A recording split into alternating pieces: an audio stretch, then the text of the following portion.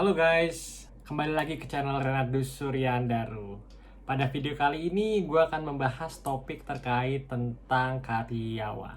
Libur lebaran ataupun libur panjang telah usai. Biasanya permintaan karyawan untuk resign ataupun mengundurkan diri setelah libur panjang ataupun libur lebaran itu memiliki kecenderungan untuk meningkat. Dan ini merupakan siklus yang umum terjadi di Indonesia, khususnya untuk karyawan-karyawan yang bekerja di sektor UMKM.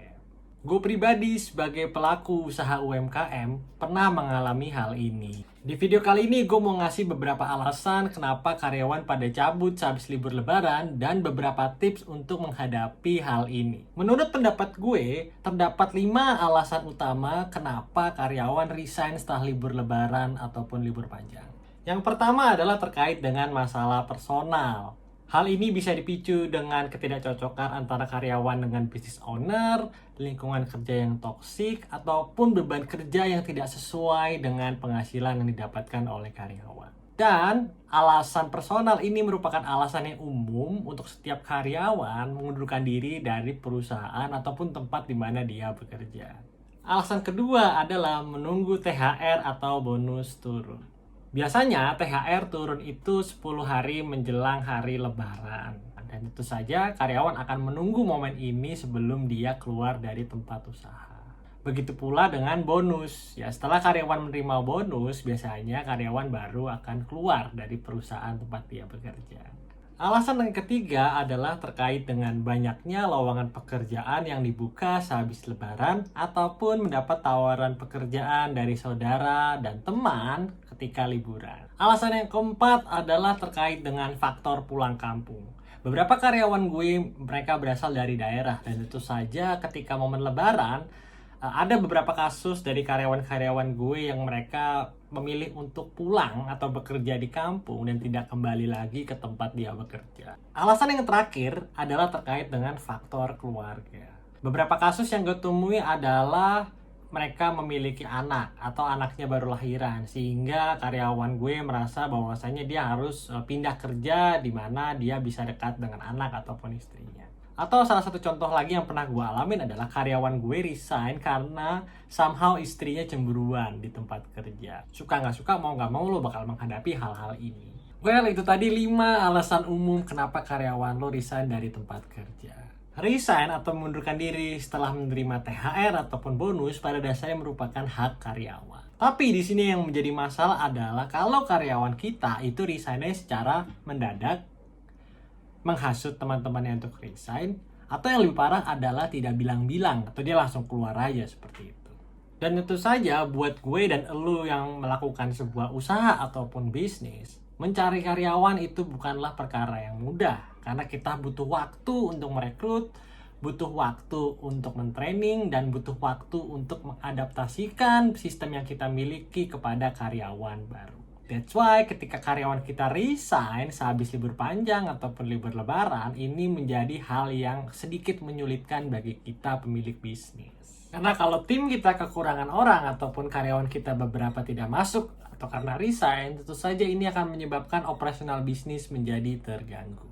Untuk itu, di sini gue mau berbagi tips yang menurut gue bisa digunakan untuk kalian guna menghadapi karyawan yang resign pada saat momen sehabis libur panjang ataupun libur lebaran. Tips yang pertama adalah lo harus memberikan gaji ataupun apresiasi yang sesuai untuk karyawan lo. Tentu saja hal ini juga harus didukung dengan job desk yang jelas, jam kerja yang jelas, termasuk kalau ada lembur, lokasi apresiasi yang sesuai dengan beban kerja dan jam lembur yang karyawan lo lakukan.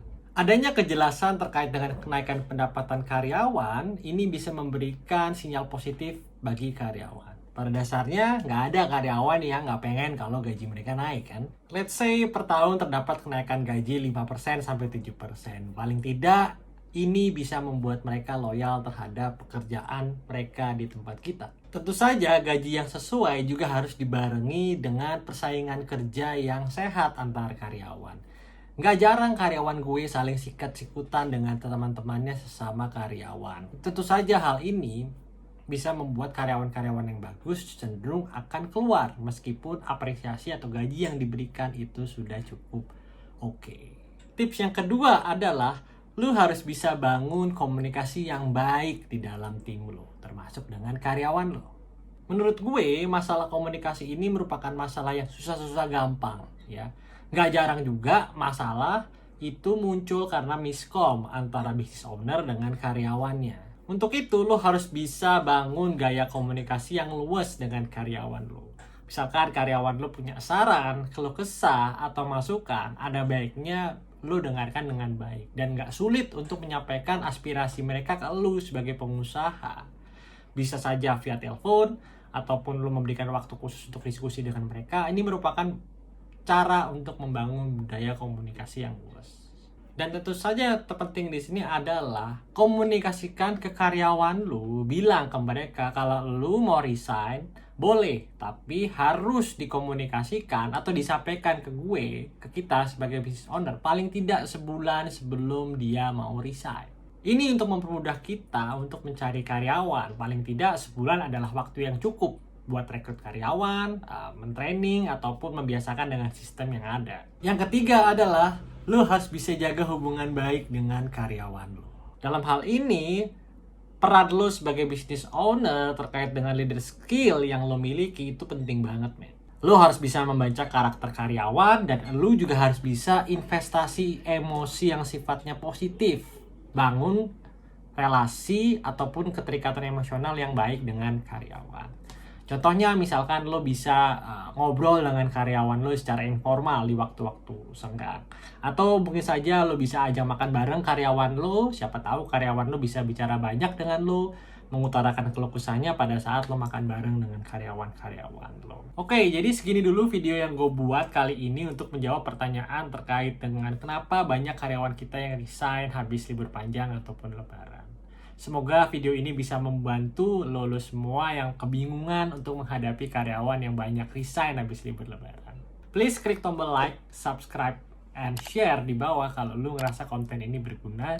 Dan jangan lupa komen ya di bawah kalau lo punya pertanyaan ataupun isu-isu yang mau dibahas di video-video selanjutnya. Oke, thank you for watching and see you in the next video. Bye-bye.